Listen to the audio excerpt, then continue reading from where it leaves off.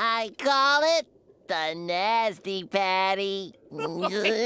Let's take a look at the top 10 worst restaurants ever, because sometimes the excitement of going out to a restaurant can quickly fade away once you actually try the food. Rubbery, fungus-like steak.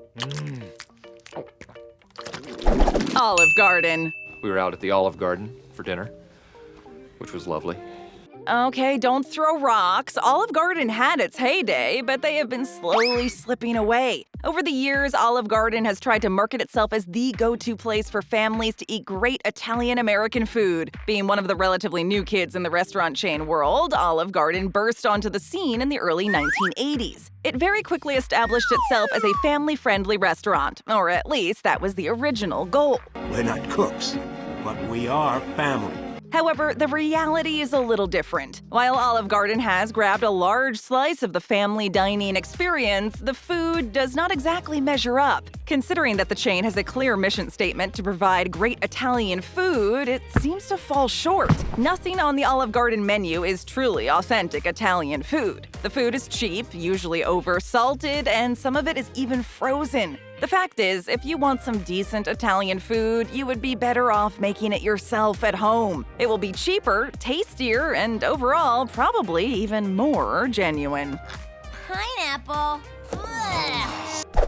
Denny's. What a pan! What a grill!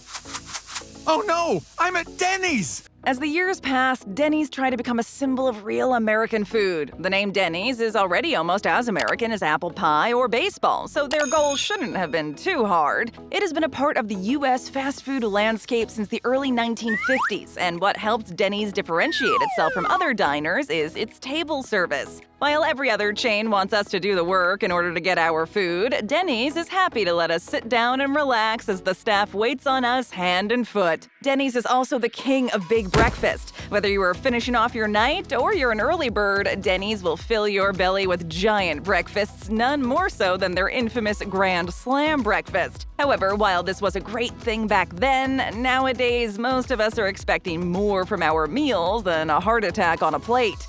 That's good. More.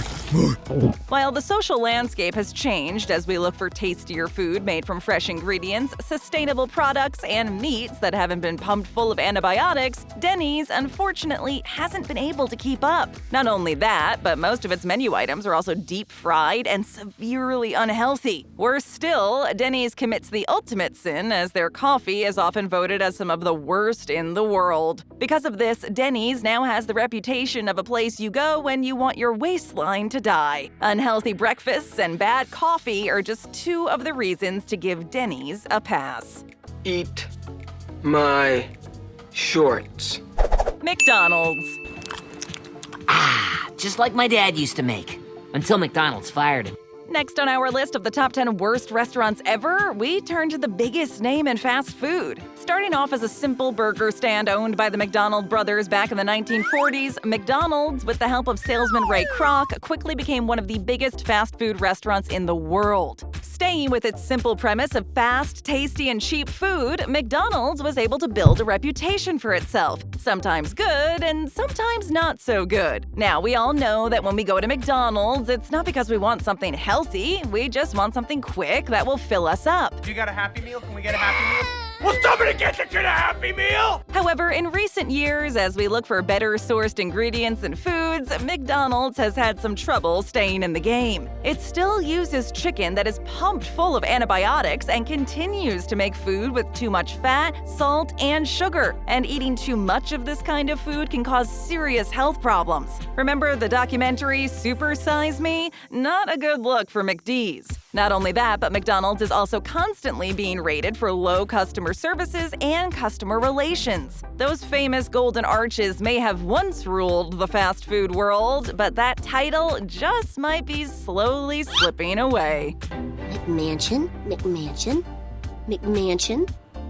McDonald's. Domino's. Whoa!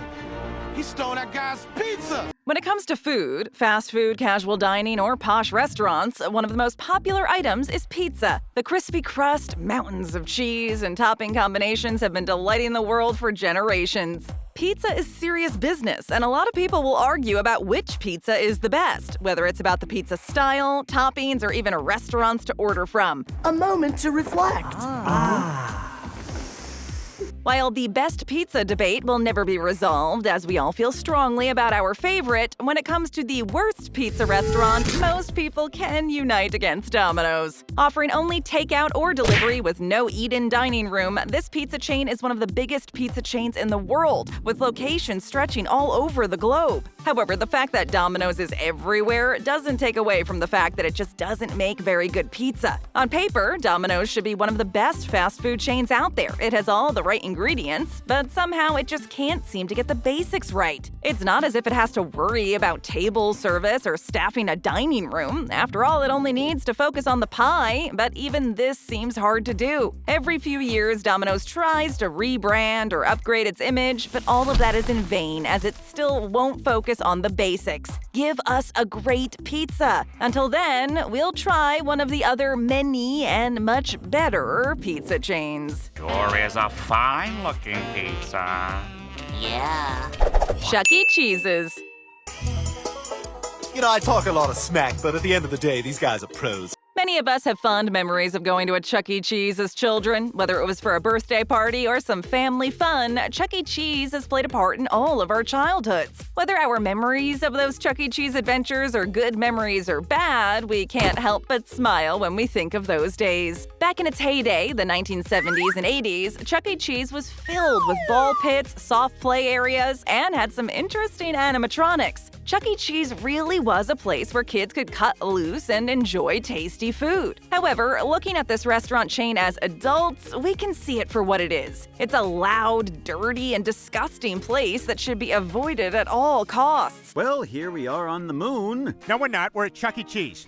On top of that, the food isn't even that good either. For kids or adults, the menu is just bad by any standards. Over the years, Chuck E. Cheese has tried many different tactics to reinvent themselves and keep up with the modern way of dining, but none of them seem to have worked. It seems like no matter what it tries, Chuck E. Cheese is always stuck in the old days, and nothing it does will ever be able to pull it out of that particular hole. Once again, my life has been saved by the miracle of lasagna. Applebee's. Dad! Why are you doing this? Applebee's has rats! As you will see from our list, many restaurants and fast food chains always try to do at least one thing better than anyone. This doesn't always work, but the fact is, most of the more successful chains try to keep their restaurants and food simple, unlike Applebee's. Marketing itself as a neighborhood bar and grill and having many locations across the country, there's most likely an Applebee's somewhere in your neighborhood. However, the first thing that turns us off about this chain is the menu. Not only is the food at Applebee's not very exciting or intriguing, but the menu itself also reads like a Russian novel. It's a long, overblown, and goes on and on and on. That should be the first red flag when sitting down at an Applebee's. Instead of concentrating on doing a few items really well, Applebee's wants to try and do everything. In itself, that's not really the best way to go, since doing more can sometimes mean doing worse. Don't do it. The less you do, the more you do. The food earned Applebee's the nickname Microbees for its overuse of the microwave. The other thing about Applebee's is the decor. It's as if the founders of Applebee's saw a bar in the early 1970s and decided that's what they wanted their chain to look like, and they have stuck with that ever since. The only thing that Applebee's has going for it is its bar. Their specials and cheap cocktails are a winner. Probably because, after a few cocktails, people won't care about the quality of the food. If that's the case, then that could be the best business model around. A martini, shaken, not stirred. Cheat cheese.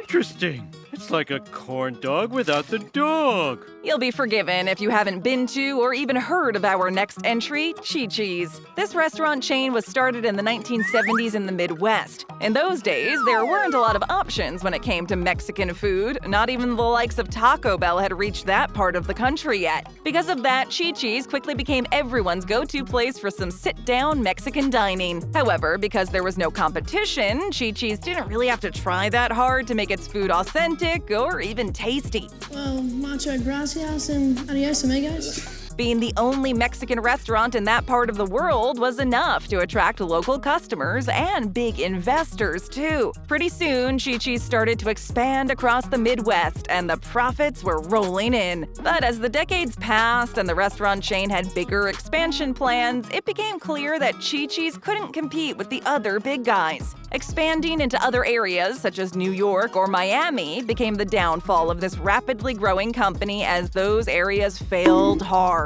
This was probably due to the many other options for Mexican food, and people chose not to embrace Chi-Chi's. Instead of working harder on its food and menus, Chi-Chi's just stuck to what it knows and kept itself relegated to the Midwest. What day is today? Tuesday. Red Robin. It's like eating the inside of a lawnmower. If there's one food item that we all love and crave, it's burgers. Propping up the majority of the fast food industry, burgers have been satisfying our hunger for decades. Ever since restaurants like White Castle and McDonald's made the burger more accessible, cheaper, and faster, we haven't been able to get enough of meat patties in between buns. As the world changes to a healthier view, the humble burger has actually managed to keep up with the times. This new lamb burger in my starboard hand is top-notch. With more and more fast food burger chains out there, the burger doesn't stop there. There are also plenty of independent burger joints that focus on making truly great burgers with healthy options and better quality ingredients and meat, or even no meat at all due to the rise in popularity of such items like the Beyond Meat burger. With all those options out there, it can be difficult for certain chains to keep up, and this is the issue with Red Robin. Not too long ago, Red Robin was actually a popular burger joint with multiple restaurants across the US and even Canada. But in recent years, Red Robin has suffered greatly and nosedived into a bit of a black hole. The simple truth is that with so many great burger options on the market, the quality of Red Robin's food just can't compete in either price or quality.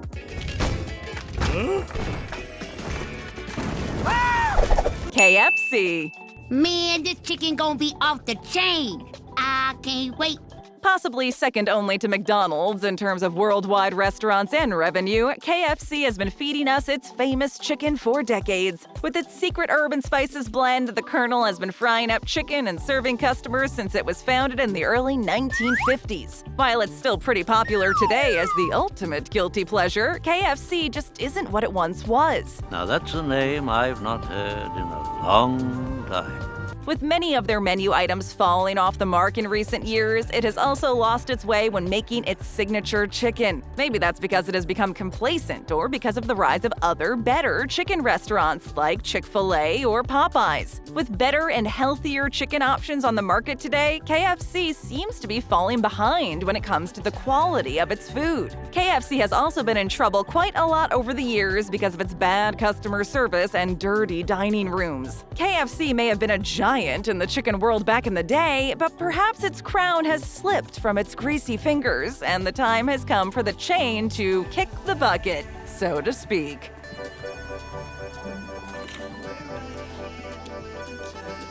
Arby's. Look out, stomach! Here it comes!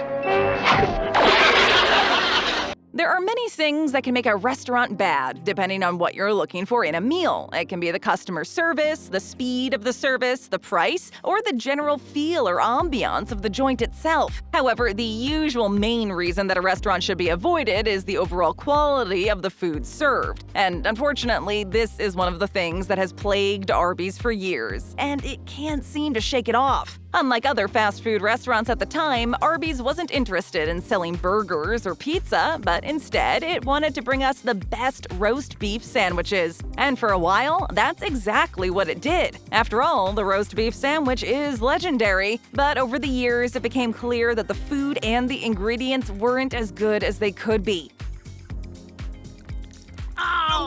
People will eat anything. In fact, they were the worst. Arby's downfall all started with rumors coming out that their meats were actually meat paste, shaped and cooked to look like meat. Some people were never able to get past that idea and have been boycotting Arby's ever since. With so many better sandwich options out there, you would be better off spending your money in a place with fresher ingredients without a history of being fake.